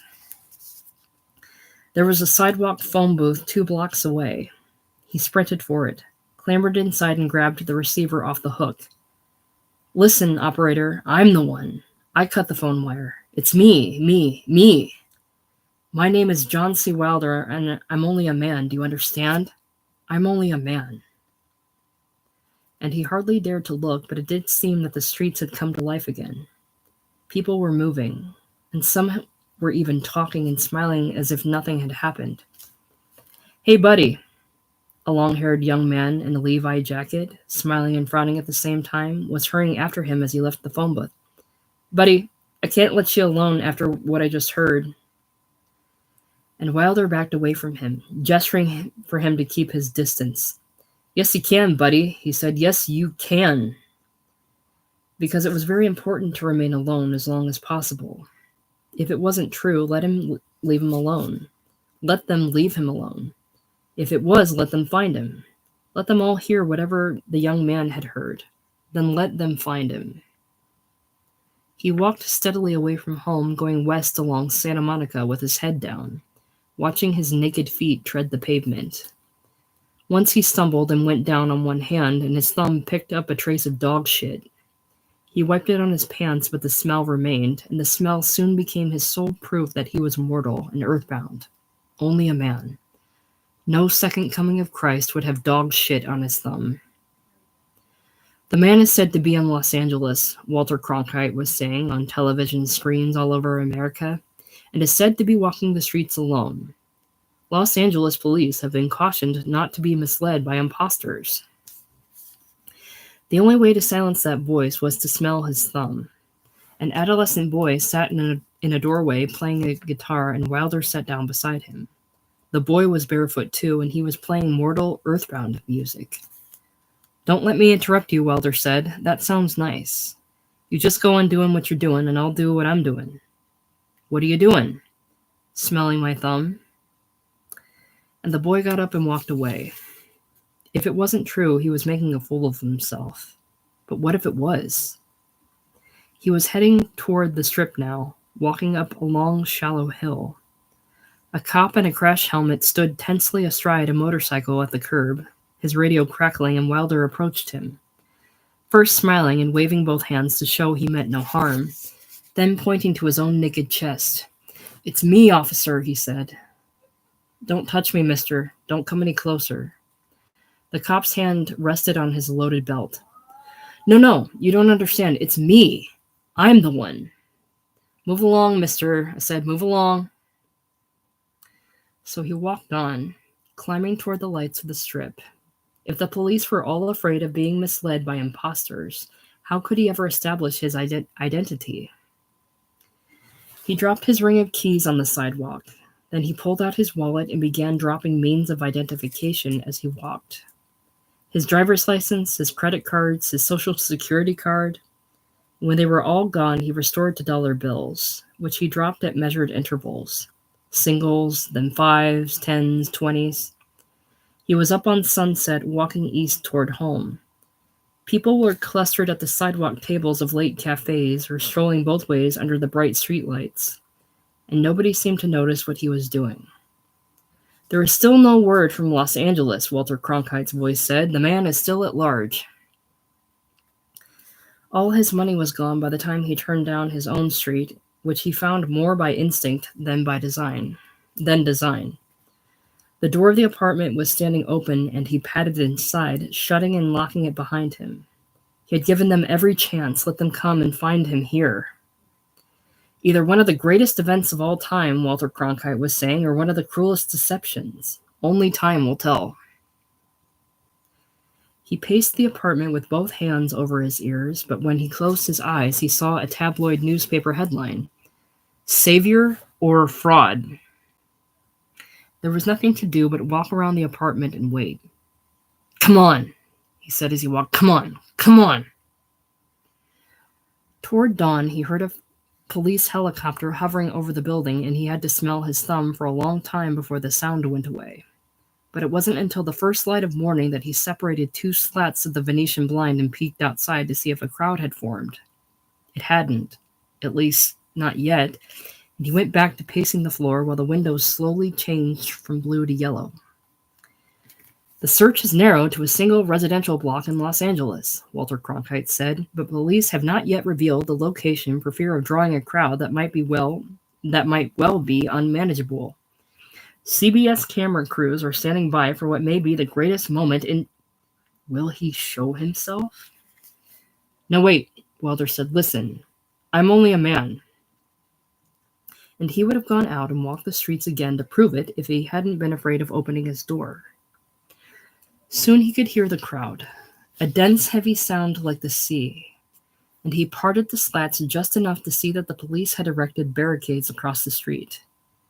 He went to the door, opened it, and looked out, blinking for a split second before he slammed it shut and went back to walking the floor. A glimpse! Walking, he insisted to himself that it wasn't true. If it was true, the tumbled apartment wouldn't look this way. These ashtrays wouldn't be overflowing with butts, and there wouldn't be this tan stain of whiskey on the wall. The clothes in this closet were John C. Wilder's clothes. Anyone could see that. And the dirty feet that patted this carpet were John C. Wilder's feet. John C. Wilder was short. He was 39 years old, and he came from New York, where he sold space for the American Scientist, and he had a faint scent of dog shit on his thumb. But what had driven him out of here last night? What had made him walk all that distance and drop all that money? What was the phone call he had stopped by cutting the wire? The attraction of the front door was powerful. He let himself go to it again and open it, and this time his shy, blinking face be seen for the whole second or more. The crowd gasped, a sound like a great wave, and he could hear the whirring and clicking of many cameras before he shut the door. Is he or isn't he? And he was walking the carpet again with his head in his hands. We have now had two very brief glimpses of the man, enough to convince many skeptics that the whole incredible story is a hoax. No, Wilder said. Yes. Wait. Just wait. He stood with his hand on the doorknob, breathing hard. Then he opened it and looked out and ducked quickly back out of sight for the third time. This is getting silly. He was hopping and bounding around the room now, whimpering, and he had left the door slightly ajar. For what seemed a very long time, he stood pressed against the far wall where the whiskey stain was, trying to gather courage until at least a serene inner voice said, "Go ahead, John. Wait." And there was more than dignity in the way he walked across the carpet. There was a kind of grandeur. He opened the door all the way and stepped out in the sunshine, letting the crowd and the cameras feast on him. He stood with his hands at his sides for a while. Then he raised 2 fingers in benediction, and then, to leave no shadow of a doubt, he raised both naked arms as if he were hung from a cross and let his head fall to one side. The millennium! He held the pose of crucifixion for a while. Then he dropped his arms again and turned his head slowly to the left and to the right. There was no cheering. There was only a vast, solemn hush and the sound of many cameras. A middle-aged Negro was carrying a small black satchel, emerged from the foreground and approached him, followed by a heavy Negro woman in a maid's uniform, who held one hand pressed to her mouth. "Mr. Wilder," the man said, "I'm Dr. Chadwick. Can we go back inside now?" It was only natural that they would want to authenticate the miracle. The doctor would probably check his heartbeat and other vital signs, and the maid was there as a witness. When they came in, they flooded the place with sunlight. "You've been through a great deal, Mr. Wilder," Dr. Chadwick was saying, "and you're very tired. Now you need a good rest." He set his black bag on the coffee table, opened it, and took out a hypodermic syringe. "You gonna shoot me out?" "I'm just gonna make you more comfortable." He squinted at the needle and sank it into Wilder's upper arm. "He'll be all right," he told the maid, who was still clasping her mouth. Then he picked up the phone and said, "Oh, when he saw the wire was cut, I'll have to call from the office." The maid said something Wilder couldn't hear, and the doctor said, "Oh, all right, we'll take care of that now. Mr. Wilder, will you step over here, please?" They were escorting him to the telephone table, and he collided with it so heavily that the dead phone clattered to the sunlit floor. "If you'll just sign this," the doctor said, "we'll fill out the rest." At first, Wilder thought he was handing him the hypodermic needle to write with. Then he saw it was a ballpoint pen. "I get it," he said. "This is to establish that I'm alive, right?" "It's to establish that you're alive and well and fully aware of your responsibilities." The first time he tried to sign his name, it came out in shaky capital letters like the writing of a child. "That's no good," he said. "Let me try again." The second effort looked more like a real signature, and the third was better. While writing, it struck him that maybe he wasn't certifying the identity of the new Messiah. Maybe he was certifying himself as the first man in history to make a full recovery from madness without psychiatry. And maybe the two were the same. Only after 4 or 5 signatures did he notice that the slips of paper he'd been writing on were pages of his checkbook, each one patiently turned and held for him by the maid.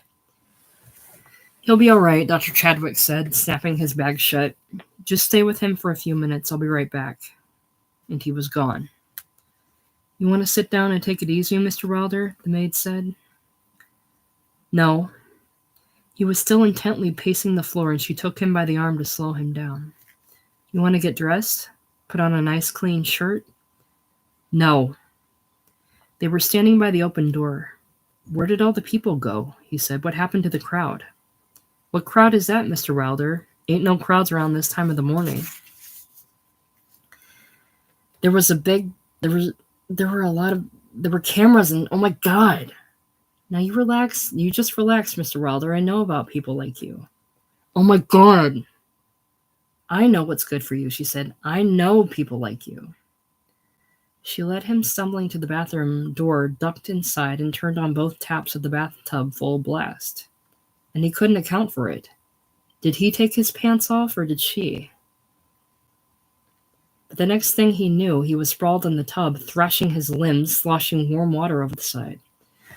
"Oh my God," he said again and again, because it was clear now that he was guilty of some monstrous crime. Where had he been, and what had he done last night? The night before that? The man who trifled with the faith of millions throughout the entire Judeo-Christian world earlier today, Walter Cronkite was saying, may turn out to be not only an imposter, but a criminal, possibly a murderer. The maid would be of no help in finding out what he'd done. She might not even know, and even if she did, would only jolly him along, waiting until Dr. Chadwick got back from calling the police. He struggled for purchase and climbed out of the tub. "Don't get out. Nice warm bath will make you feel better." "Oh my God." He pulled on his pants without drying himself and tried to make a run for the front door, but she stood blocking his way. And when they collided, she put her big arms around him. She was very soft and strong. "I'm not trying to escape," he told her. "I want to turn myself in." He wrestled free of her and got to the door, but she was right after him. She caught him and grabbed him just as he was stepping over the sill, and they clung, struggling together all the way down the short path to the sidewalk. Several people on the street had stopped to watch. I killed Kennedy, he said. No, you didn't, Mr. Wilder. Oswald killed Kennedy.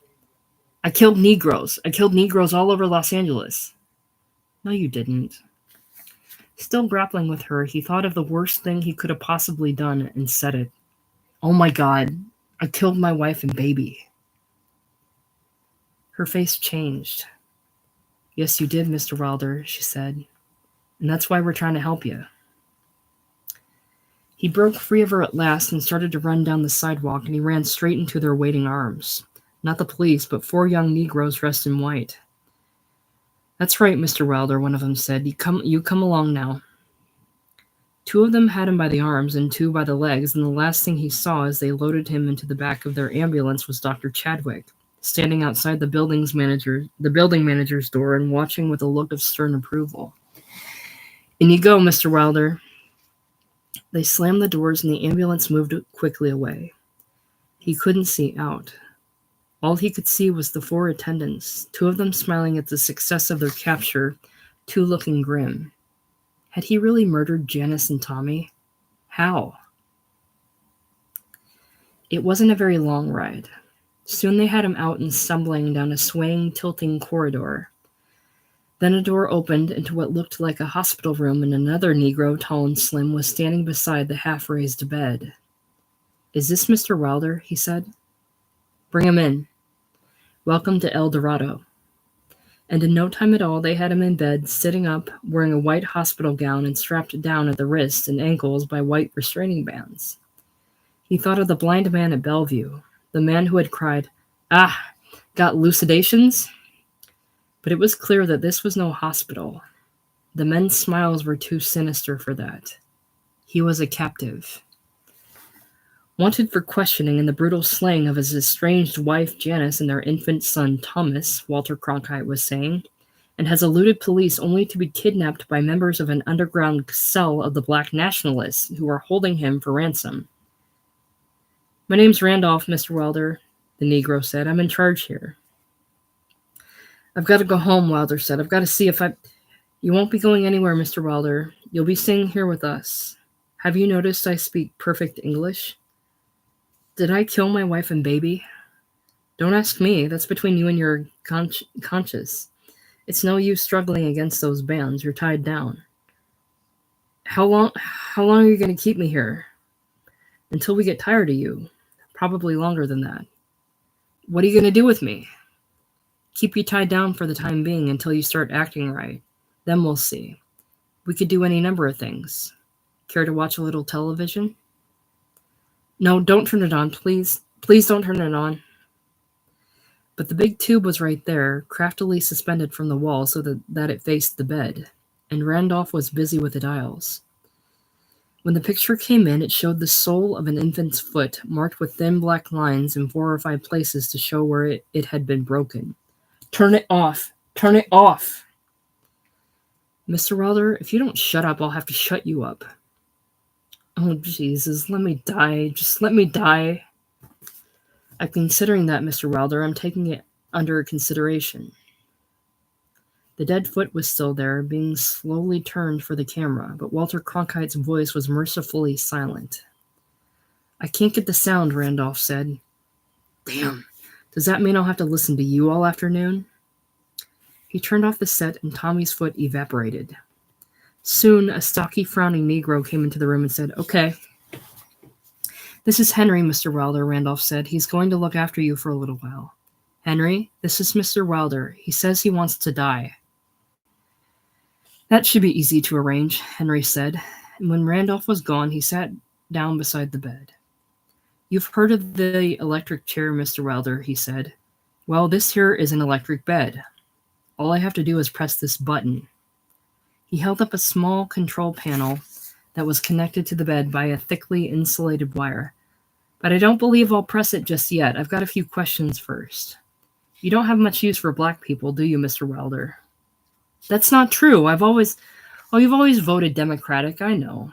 And you believe in civil rights and good stuff like that, and you admire Dr. King, and you thought it was just awful about Emmett Till. But that's not what I mean. I mean deep down, where it counts. Deep down, you wish we'd all go away. You think our lips are too thick and our noses are too flat, and you shudder at the thought of our kinky hair. Isn't that about right, Mr. Wilder? No. No. Oh, you don't mind us too much when we speak perfect English like your old friend Charlie at Bellevue, isn't that right? Well, I have a message for you from Charlie, and he said to tell you he's sorry he can't be here to deliver it in person. The message is this. He held up the control panel and pressed the button.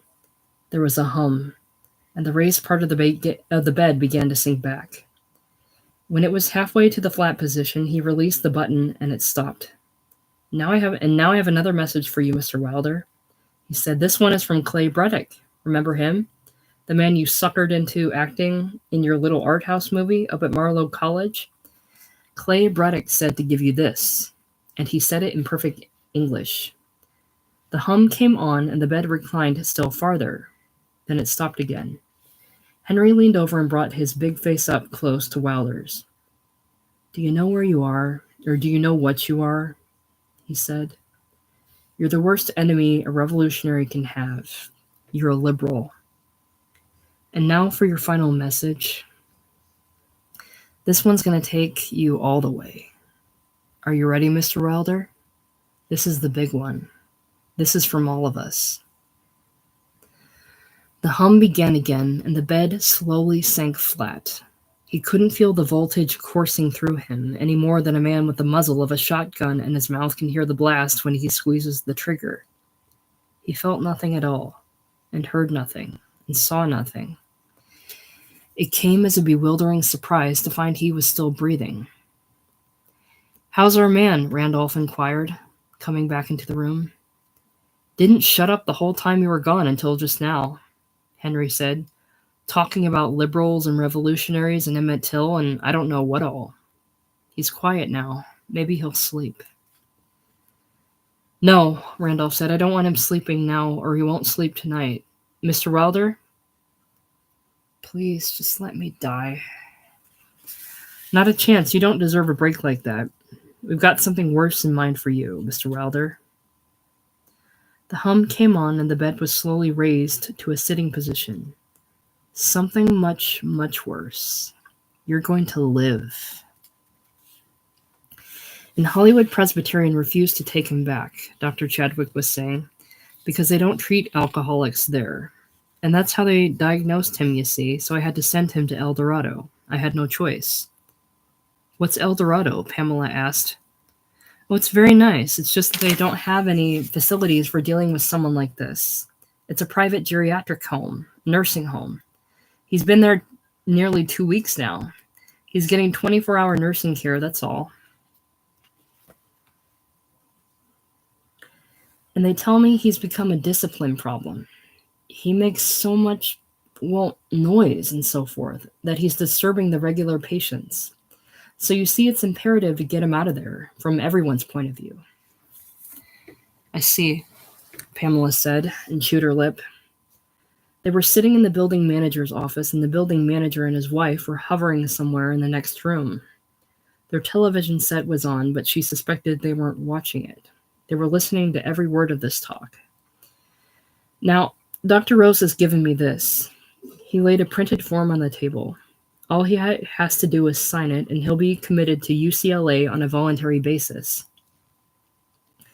That's certainly the best place for him. But I brought him this paper 4 times, and he's refused to sign it. He seems to think it's a check. I had him sign a couple of checks that morning, you see, for my own fee and for whatever the maid wanted to charge for looking after him. And now whenever he sees me, he thinks I'm trying to get money from him. Anyway, that's where I thought you could help. If you take it to him, it might make all the difference. All right, she said, but what if I can't get him to sign it either? It's worth a try. Shall we go then? I have to make a phone call first, she said. And after dialing a number, she said, Chet, listen, this has gotten sort of complicated. I have to go and, I'll explain it when I see you, but the point is I may not see you for a while. I'll be late. She followed Chadwick's car with her own, in which she carried a suitcase containing all of John Wilder's belongings. And in a very few minutes they pulled up to the big 3-story structure of El Dorado. Dr. Chadwick took the suitcase from her and led her down a richly carpeted corridor. They passed several young Negroes in white, all of whom looked busy, and through the open doors of rooms on either side she could see vases of flowers, the gleaming spokes of wheelchairs, and occasionally the white head of a very old man or woman. God, she whispered, isn't this very expensive? There's still another disadvantage, the doctor said. It's very expensive indeed. Here, he's right around this next corner. They could hear him from several doors away. He was singing, and his voice sounded terrible. Not at all the light, funny Eddie Fisher or the heavier Fred Astaire she remembered, but hoarse and cracked and out of tune, like the singing of a street derelict. Buy me some peanuts and Cracker Jack. I don't care if I never get back. He was sitting up with both wrists fastened to the bed. His song was addressed to the blank television set, and he sang so intently that he didn't notice them come in. Hello, Randolph. How is he today? Hard to tell when he's like this, Doctor. For it's 1, 2, 3 strikes, you're out at the old ball game. But the song ended, he strained forward against the wristbands and spoke as if into a microphone. All right, Tommy boy, that's enough songs for tonight. You go to sleep now, fella. Cut! And he closed his eyes. He thinks the TV is a camera, you see, Randolph said, and he's singing to his son, but it's worse when we turn the set on. Every time that shoe commercial comes on, he thinks his son's dead. You know the children's shoe commercial where they hold up the little kid's foot? Hey, Mr. Wilder. Mr. Wilder, you got visitors. Hello, John, Pamela said. So you're working for Chadwick and his friends now, right? As well as for Munchin and Chester Pratt? Of course I'm not. You know better than that. I just came to see you. And she turned to Randolph. Is it really necessary to strap him down that way? You wouldn't be if he behaved himself, miss. Last time we took the bands off, he picked up a chair and broke the TV screen. Had to get a whole new set put in. Oh. Well, you can take them off now. He won't break anything. When Wilder's hands were free, she sat down beside him and gently massaged his pink-blotched wrists. She hoped it would make him feel better, but at the same time she couldn't deny a faint revulsion in touching his flesh. She looked up into his face, but that was no help. He was clean and freshly shaved, but his shining, protruding eyes looked, well, crazy. And the effort of singing had left a trickle of saliva from one corner of his expressionless mouth. Was it possible that she had ever loved this man? John, she said, would you like to get out of here? And go where?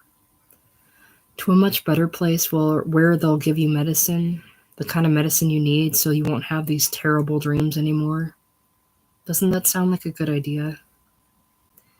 And I brought your clothes. We can leave right away if you want to. He was silent for a long time. Then, okay, he said, and she could feel the happy smiles of Dr. Chadwick and Randolph on her back. All you have to do, she said, is sign this. Here, I've even got a pen. No, forget it. I'm not signing any more contracts with you and Carl Munchin and Chester Pratt. Make your own half-assed movies. I don't want any part of them. Is that clear? Oh, John, you're just fooling. I know you know better than that. This doesn't have anything to do with movies. It's just a piece of paper to make you well. And it took 20 minutes or more, but at last there was a scrawl that looked something like John C. Wilder on the proper line of the printed form. Wonderful, she said. Now we'll get you dressed. I'll go make a phone call, Dr. Chadwick said. Tell him we're on our way. He ought to have a bath, Randolph said, but the last time we tried that, it took 3 men to hold him in the tub. He thought we were trying to drown him. I never heard such yelling and screaming. had complaints from all over the building. When he was dressed and standing up, he looked better. He looked almost normal, except that it was clear from the fit and hang of his clothes that someone else had put them on for him. Pamela took one arm and Randolph the other, and they guided him carefully out of the room. Chadwick was waiting in the hall. Randolph went along on the drive to UCLA. He rode in the back seat with Wilder, holding his arm. Chadwick sat in front with Pamela, who drove. "We going to the airport?" Wilder inquired. "No, John, I told you. We're going to a place where you'll get medicine to make you well." "Why are we taking Randolph?" "Because he cares about you. We all care about you, John." "And a pig's ass." "That's no way to talk to a lady," Randolph said. She thought she would never find her way through Westwood to the university campus. And then she thought she would never find the building, but Dr. Chadwick was a steadying influence. He guided her into the right parking lot and put the right amount of change in the meter.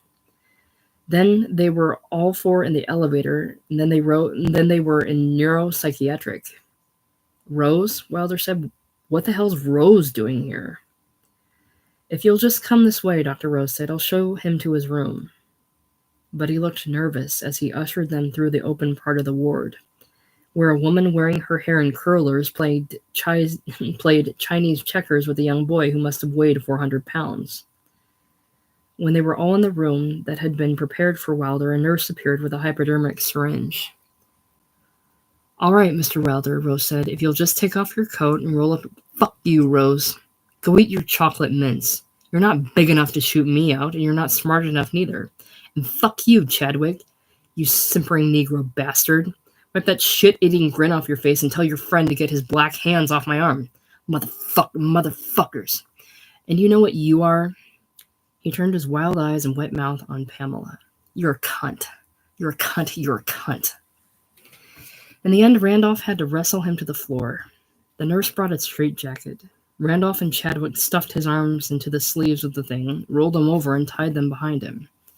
When the straitjacket was secure, they all retreated into the hall, and Rose shut the door, which locked with an efficient click. "He'll quiet down now," Chadwick said. "Not necessarily, Doctor," Randolph said. "Not if I know him. He's liable to go on like this for days."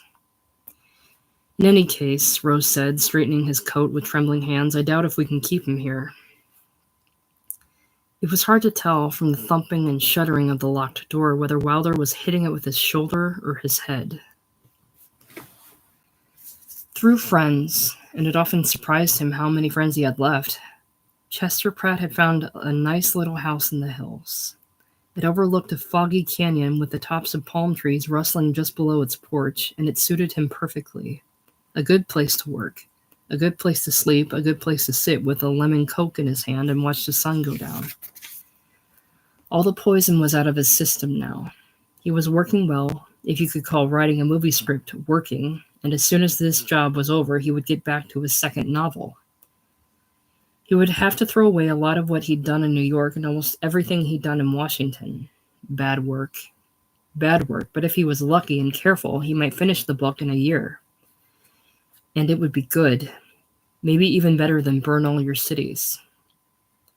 Sometimes, bored with Munchin's screenplay, he would get an idea for the book and drop everything until he'd written it out in the form of a note and stowed it away, face down, on the little pile of other notes that lay under a paperweight on one corner of his desk. And he took a miser's pleasure in the accumulation of those papers. He liked to pick them up and test their thickness with his thumb. He was doing that when the phone rang. "Hi, baby," he said. "Hell, that's okay. Take your time. I won't expect you till I see you." "Okay." And he'd scarcely gotten settled at his desk when it rang again. "Oh, hi, Bill," he said. "Tonight?"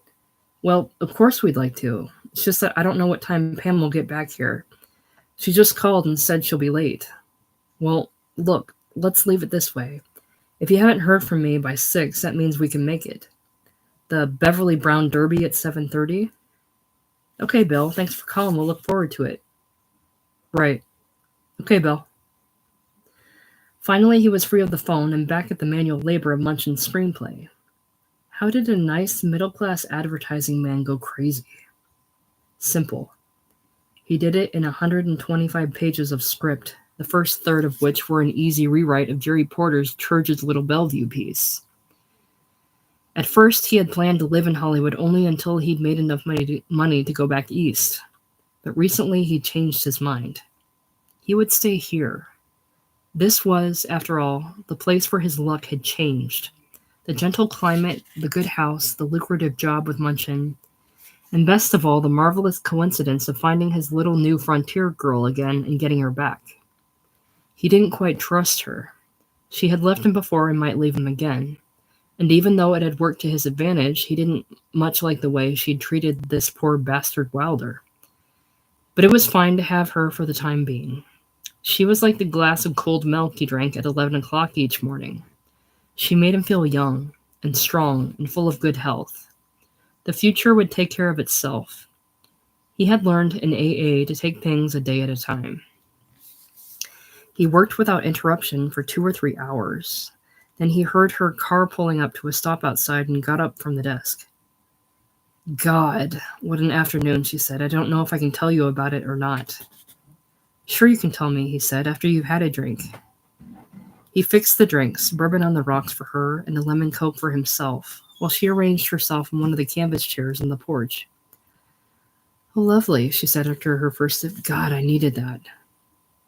And then she told him everything. Chadwick, El Dorado, UCLA, and Rose is saying, I doubt if we can keep him here. So where will they take him? I don't know. She closed her eyes and held the bridge of her nose between thumb and forefinger. Oh, Chet, I don't know. And I know it's awful of me, but I don't much care. They're doctors. They'll work something out. At least he's in good hands. Yeah, Chester Pratt said. And he guessed she was right. There probably wasn't anything she could have done. But he had to study her face for a second before deciding he still liked her. And I can't help feeling this enormous sense of relief, she was saying. His problems are just beyond me, that's all. Too much for me. He needs professional help, and that's what he'll get. The sun was low. The light on the porch was the color of dry vermouth, and it flattered her face. How could anyone dislike a girl with cheekbones and eyelashes like that? Are we eating in or out tonight? She asked. Out. We're meeting Bill Costello at 7:30. The awful little television man, you mean? The let's ask daddy man? Come on, Pam, that's not fair. He's a good friend. God only knows where I'd be if he hadn't been my sponsor. First in New York and then there. He's done more for me than I can ever... Oh, that's nonsense. You did it yourself. I never could have done it without his help.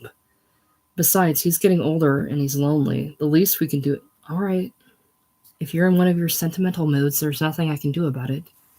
Do I have time for a shower? Sure. What do I wear? It doesn't matter. You always look good.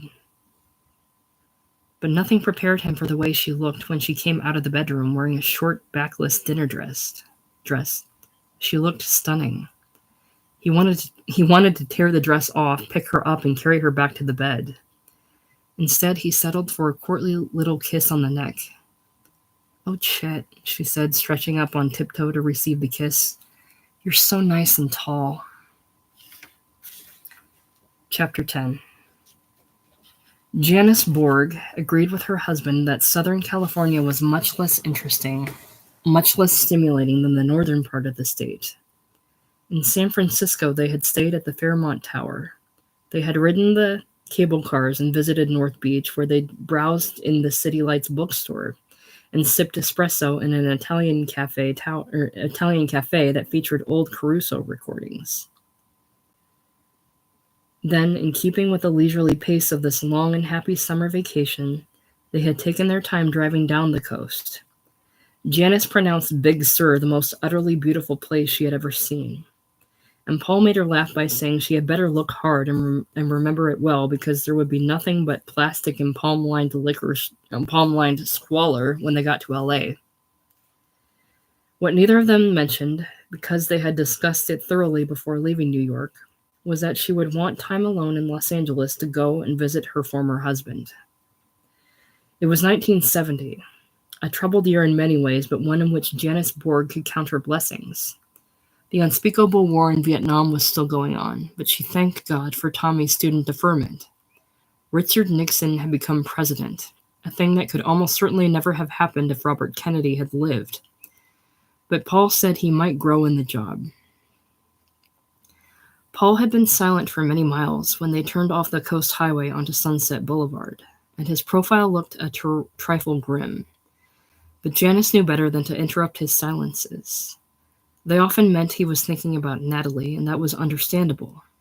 There were times, less often, when she was quiet because she was thinking of John. They never lasted long, though, these little breakdowns in communication. That was one of the many wonderful things about their marriage. "Which sounds better," he said at last, "the Beverly Wilshire or the Beverly Hilton?" "You decide. You always know best about hotels." He always knew best about everything. She didn't say that aloud for fear of sounding silly, but it was true. She had never known anyone whose judgment was so totally reliable. "Oh, I think this is charming," she said as the palm trees swept past their car. And when they pulled up to the Hilton, she said it was lovely. Their room was lovely, too, and so was their dinner. Everything was lovely until the following afternoon, when the time came for her to leave Paul and make the drive out alone out to Camarillo. "I won't go if you don't want me to," she said. "He'll never know we were here."